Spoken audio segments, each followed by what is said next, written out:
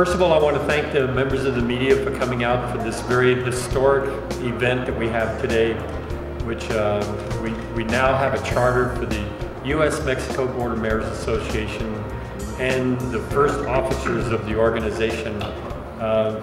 What we decided to do is to have co-chairs. So Mayor Bustamante, the mayor of Tijuana, Mexico, and I are the co-chairs of the organization. We also have vice co-chairs, which will be, and they'll take over the organization 1 year from now. And that'll be Mayor Sanders from San Diego, and also Mayor Teto Murguia from our sister city here in El Paso, Ciudad Juarez. Now, the whole purpose of this organization is to have border communities speak with one voice.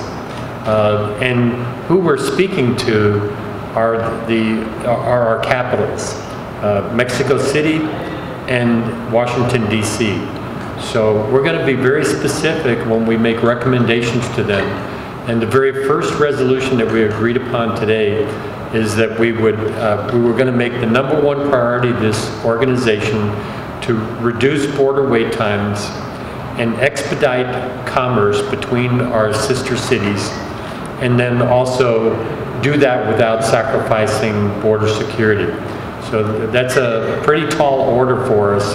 And we also agreed that we would be forming into subcommittees that would offer resolutions to the entire body. So with that, I'm going to turn it over to Mayor Bustamante and have him make some comments. Mayor, thank you. Thank you. Thank you, Mayor. Here, let me lower this first. Okay. It's a little easier. Oops, it died. Did I break it? No, I don't know what. Yeah.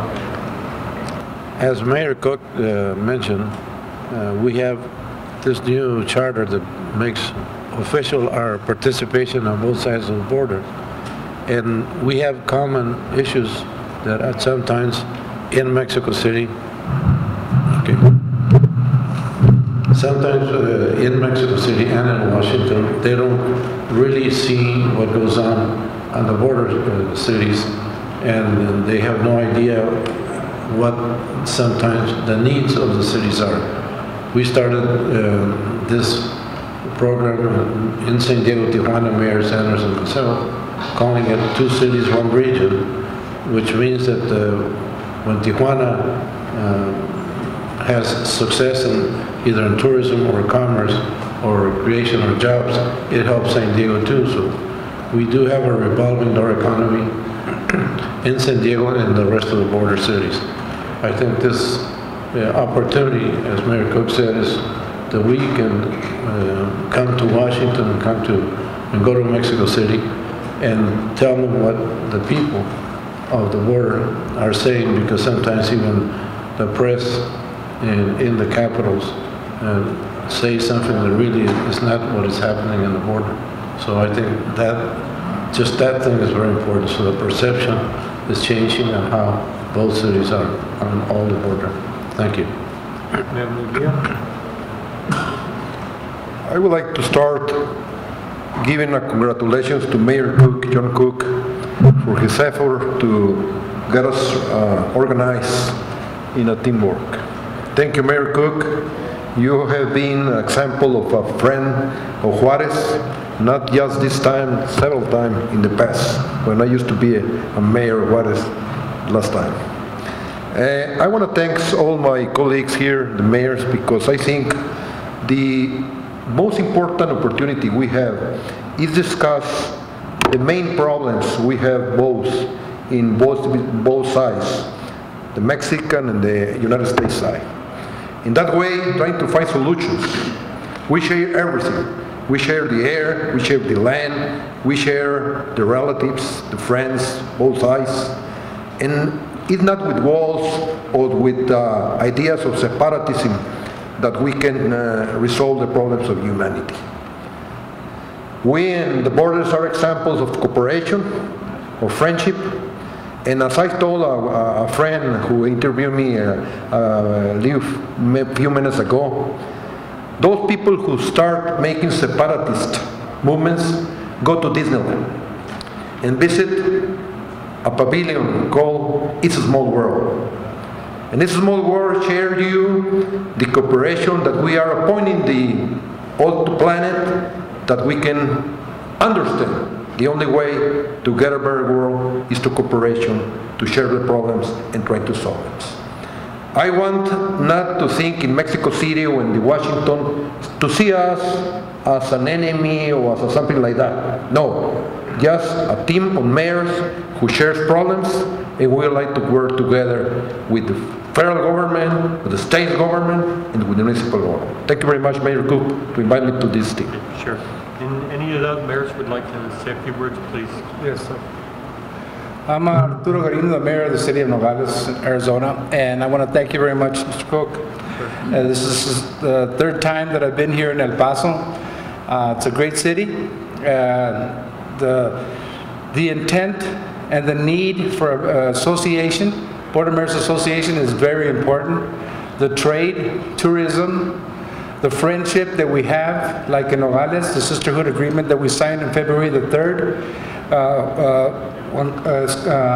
the mayor from Nogales, Sonora, and myself, is the opportunity for the borders. It's the need that we have to take so that we can bring the trade across, especially in Nogales, Arizona, where the Canamex corridor is an effective that will take all the commerce east and west as soon as it comes into the United States in Nogales. So I believe strongly that the Board of Mayors Association will have the strength to take the word to Washington, like it was mentioned before, and as a whole, not as a delegation just from the city of Nogales. So I want to thank everybody. I want to thank all the mayors from both sides. Muchas gracias a todos, y vamos a seguir adelante. This is the best way to go with an association, and I want to thank you very much. Okay. Thank you, Mayor. Mayor Cook, Mayor Murguia, and others. Thank you for your participation today. I think this is a very historic day. You know, Las Cruces is about 45 miles away from my second favorite city. You know, this is El Paso is my second favorite city. Of course, you know which one's my first. And one of the things that we all do share as mayors along the border is the need for more economic development. And we recognize our partners there in Mexico and how important they are to not only El Paso, but to the United States as a whole. Because when Juarez, when Mexico prospers, El Paso prospers, so does Las Cruces. This is something here that's bigger than just of our cities. It's a regional effect. And so this organization today is something that was much needed, and we really appreciate all of our colleagues, Mayor Cook, in hosting this, and this is the beginning of some great things that's going to happen to all along the border. So again, thank you very much for your attendance today, and thank you, Mayor Cook, and Mayor Murguia, and Mayor Bustamante, everyone for your participation today. Well, we heard a lot of things that are going to happen in the future. The border mayors have to maintain their sanity and go back and maintain the economic development between the countries of Mexico and Arizona. We have to use the resources that we have right now, and I can tell you that the cities of border cities are very, very important. Very important for the collaboration that we have with Mexico. For example, we have to maybe pick up people at the border and take them to our markets. We have to redirect traffic so that the lines are not long and very exhaustive.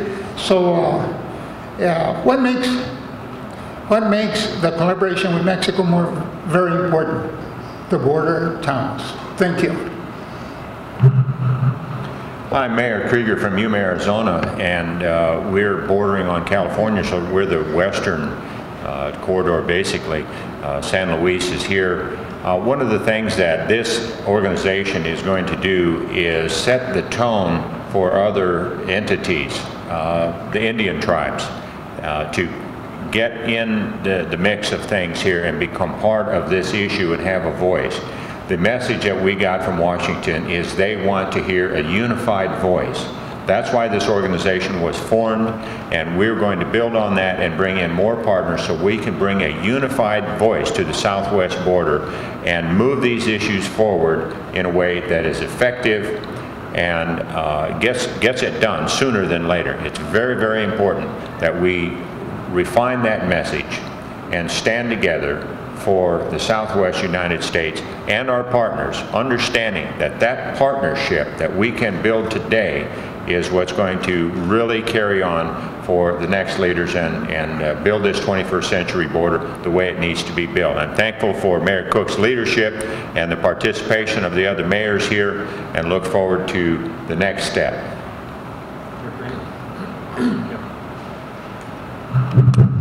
Well, all my colleagues have said it all. I'm Mayor Praino from Vinton. To me is to send a message to the country and abroad about the safety in the border. I feel that the whole country has a misconception of what we are in the border. And I think we need to unite and send a different picture to the country and to the other countries in the world. Thank you, Mayor Cook. Thank you. One of the other interesting things about this organization is it also includes several of the Native American tribes. And the ones from Arizona actually have their tribes expand across the international border. They have part of the territory of the tribe is in Mexico, and the other part is in the United States. And then with also the Tiguas from El Paso are now members of this organization. So we haven't just limited it to the mayors, even though it's called the Border Mayors, U.S.-Mexico Border Mayors Association. One of the other things that we did today is we had key people from the Department of Homeland Security that were here and made several presentations to them about different security initiatives and technology initiatives that we think will move commerce back and forth more quickly across the border. So with that, I'm going to open it up to any questions that the media may have for any of the members of the association. Can you tell us a little more about the technology that might be useful in some areas? Well, some of the technology that we looked at today is related to the International Freight Shuttle, for example, which is a way to move the trailers across the border without having a diesel engine attached to it. We also looked at technology that would expedite the CT-PAT traffic into a dedicated lane. Right now, the CT-PAT doesn't really work the way it's supposed to because you have it competing with the other traffic that's in the lane, and so you have a bottleneck at the border. So part of that technology was to isolate it into a dedicated lane of traffic in Mexico. And I know that Mayor Murguia's folks over in Ciudad Juarez have already looked at this and basically, along with their customs folks on the other side of the border, agreed in theory that this would be a good way to go. We know which bridge we want to address it on first. Today was the first time that Customs and Border Protection had the opportunity to look at it. Initially, they're very impressed with the potential that this offers to start moving traffic very expeditiously and quickly across the border. Eventually, we would like to see all traffic that goes across the border, commercial-wise, to become CT-PAT or 21st century border qualified, so that we're doing pre-inspections using technology to the best of our advantage, and then making us very competitive. And remember, the whole goal here is that we're not just talking about a relationship between Mexico and the United States.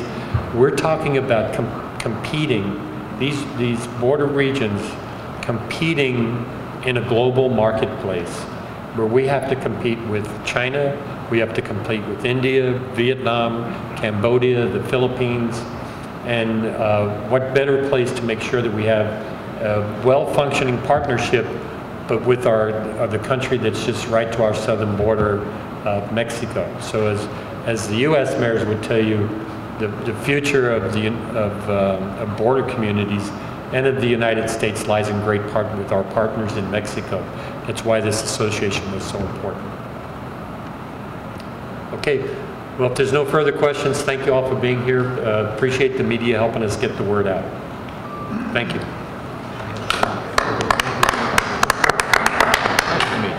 Mucho